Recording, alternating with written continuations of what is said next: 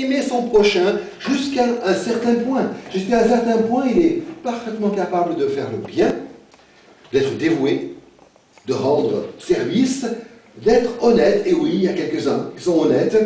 Et même pour certains, se garder pur. Dans l'exemple de Médecins sans frontières, qui est un exemple parmi tant d'autres, qui démontre qu'il est possible, sans le Christ, de faire le bien autour de soi. J'ai été frappé par le Téléthon. Vous avez vu à quel point les gens se rassemblent et donnent à travers ce Téléthon. Et puis bien sûr, tout récemment, l'aide en Asie du Sud. Nous voyons quelque chose d'assez incroyable, et c'est qu'effectivement, les gens autour de nous sont capables de se rassembler pour faire du bien. Ça veut dire que dans sa providence, Dieu préserve ce monde.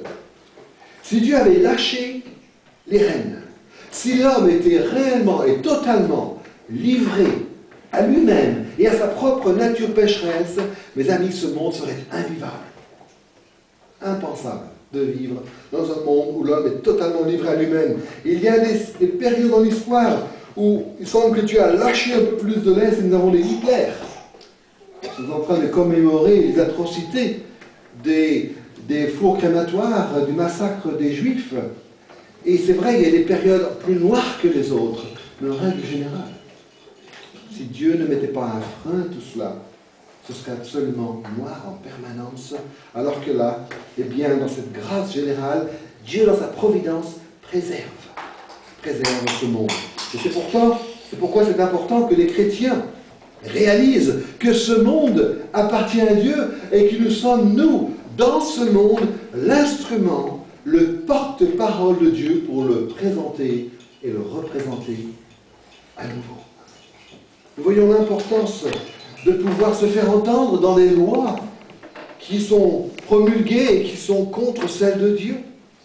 On doit se faire entendre dans les débats éthiques, comme dans les manipulations génétiques, l'avortement, l'euthanasie, la pornographie, la sexualité illicite. Les chrétiens doivent parler. Alors, tout en discernant le mal qui nous entoure, apprenons, comme l'apôtre Paul nous exhorte à le faire, à voir et reconnaître le bien où il se trouve. D'ailleurs, ce serait un bon exercice, quand vous êtes en famille ou entre amis, pendant les vacances peut-être, énumérer toutes les choses qui sont restées bonnes dans la société et rendez grâce à Dieu pour cela. C'est une grâce. Mais cette exhortation touche particulièrement l'Église et la famille. Que tout ce qui est vrai soit l'objet de vos pensées. Tout ce qui est vrai. Nous sommes appelés à aimer la vérité. Nous sommes appelés à chercher la vérité. Nous sommes appelés à défendre la vérité. Et avec comme point de départ, comme